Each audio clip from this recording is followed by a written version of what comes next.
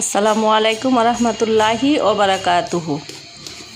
TJ recipe blogs চ্যানেলে আপনাদের সবাইকে আমন্ত্রণ। আশা করছি আল্লাহর অশেষ রহমতে যে যেখানে আছেন ভালো আছেন, সুস্থ আছেন। আমিও আলহামদুলিল্লাহ ভালো আছি। কাছে দূরে যারা দেখছেন শুনছেন, আপনাদের অসংখ্য ধন্যবাদ। কারণ আপনাদের ছোট্ট একটি উৎসাহ আমার কঠিন পথ চলাটাকে অনেকটাই সহজ করে তুলছে।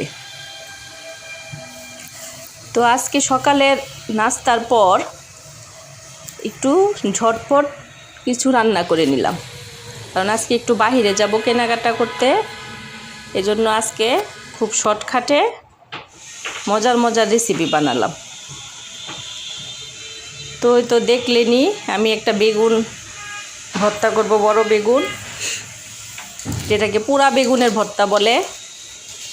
সেটা তো যারা খেয়েছেন অনেক মজার একটা ভর্তা, সবাই জানেন। তো এই যে বেগুনটাকে আগে আমি গ্যাসের চুলায় পুড়ে নিলাম।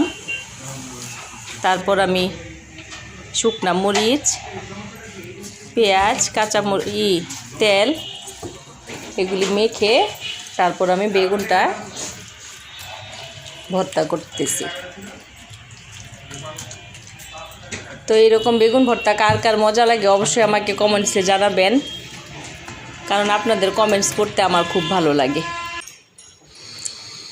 তো এই যে একটু মুগ ডাল দিয়ে ফুলকপি দিয়ে একটু রান্না করব।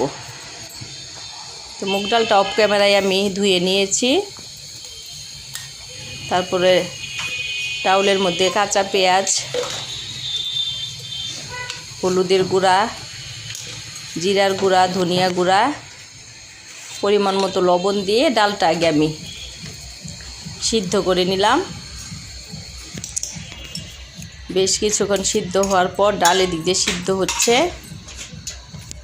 আমি আরেকটা চুলায়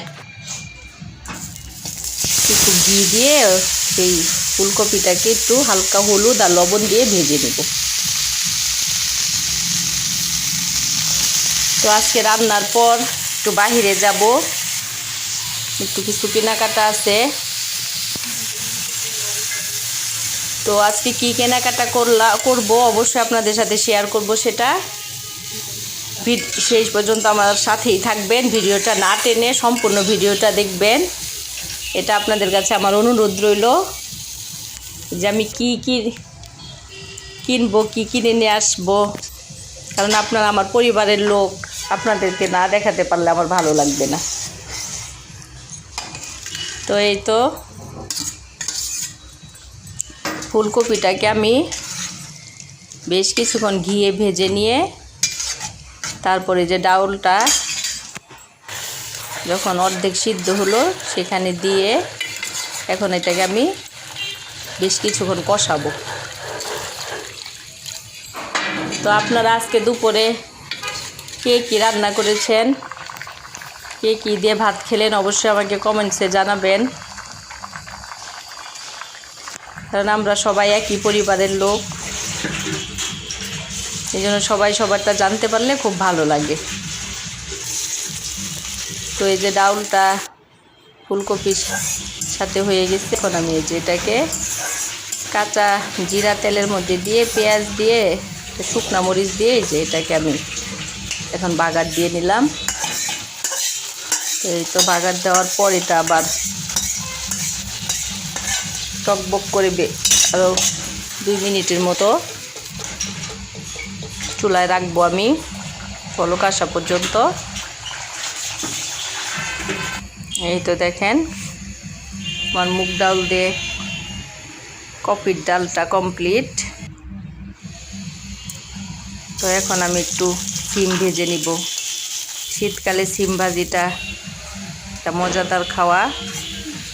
পরিমাণ মতো তেল, পেঁয়াজ দিয়ে হালকা একটু হলুদ দিয়ে নেড়ে চেড়ে তারপরে আমি সিমটা দিয়ে দিলাম। অনেকে সিমটা ভাজার সময় সিমটা একটু গরম পানিতে ভাপিয়ে নেয়, কিন্তু আমি তা করি না, আমি কাঁচা সিমটাই দিয়ে দিই। কারণ কাঁচা সিমটা এইভাবে ভেজে খেয়ে দেখবেন, এটাও মজা লাগে। পরে অর্ধেক হওয়ার পরে আমি এটাতে কাঁচামরিচ অ্যাড করে দিলাম। তো এই তো দুপুরে রান্না শেষের দিকে, খুব ঝটপট অল্প সময়ে মজাদার রান্না করে নিলাম। তো এরপর বাইরে যাব কেনাকাটা করতে। তো অবশ্যই থাকবেন সাথে, কি কেনাকাটা করলাম আপনাদেরকে দেখাবো। তো এই যে দেখেন, এই যে সিমবাজিটা আমার একেবারে লাল লাল হয়ে গেছে, একদম এরকম লাল লাল করে সিমটা ভাজলে অনেক মজা লাগে। তো এই তো আজকে আমার দুপুরের ঝটপট রান্না, সব অল্প সময়ে ঝটপট রান্না। এটা অল্প সময়ের জন্য একটা মজাদার রেসিপি এগুলো। তো আমার ভিডিওটি দেখতে দেখতে কোনো অংশ যদি আপনাদের কাছে একটু হলেও ভালো লেগে থাকে, তাহলে অবশ্যই আমার চ্যানেলটি সাবস্ক্রাইব করে রাখবেন, পাশে থাকা বেল আইকনে প্রেস করবেন। তো এই যে দেখেন কি চমক, এই যে আজকে বাইরে গেলাম, রান্নাবান্না তো বলেছি তাড়াতাড়ি শেষ করে এই যে একটা ল্যাপটপ কিনে নিয়ে আসলাম মেয়েটার জন্য, কারণ আমার ছোটো মেয়েটা আবার কম্পিউটার সায়েন্সে লেখাপড়া করছে, আর আবার ল্যাপটপ ছাড়া হয় না। তো এই জন্যে আজকে তাড়াতাড়ি রান্না শেষ করে তো আজকে বাইরে গেলাম এগুলি কেনাকাটা করার জন্য। তো আপনাদের কেমন লাগলো অবশ্যই বলবেন, আর কমেন্টসে অবশ্যই জানাবেন। আমার মেয়ের জন্য ল্যাপটপটা কিনলাম, কেমন লাগলো মেয়েটা, আমার মেয়ে আবার আপনাদের সবার সাথে শেয়ার করলো এটা। তো এই যে তারপরে যে অর্গানিক চিয়া সিড এটা কিনলাম, তারপরে যে মেথির গুঁড়া, কারণ আমি আবার সব তরকারিতেই মেথির গুঁড়াটা ইউজ করি। তারপরে যে এটা কোল্ড প্রেসড নারিকেল তেল, এটা কিন্তু কোল্ড প্রেসড, যেটা ঠান্ডায় বানানো হয় আর কি। এটা এই কোল্ড প্রেসড তেলটা আমি হলুদ চা, তারপরে সালাতের সঙ্গে, তারপরে এভাবে খালি আমার বাসার সবাই আমরা আর কি এই কোল্ড প্রেসড নারিকেল তেলটা খাই।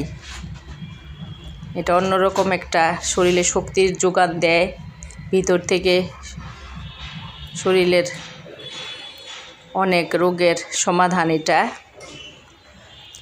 তো আমার ভিডিও দেখতে দেখতে যদি কোনো অংশ একটু হলেও ভালো লাগে, আর যদি মনে হয় আমার চ্যানেলটি সাবস্ক্রাইব করে রাখার উপযুক্ত, প্লিজ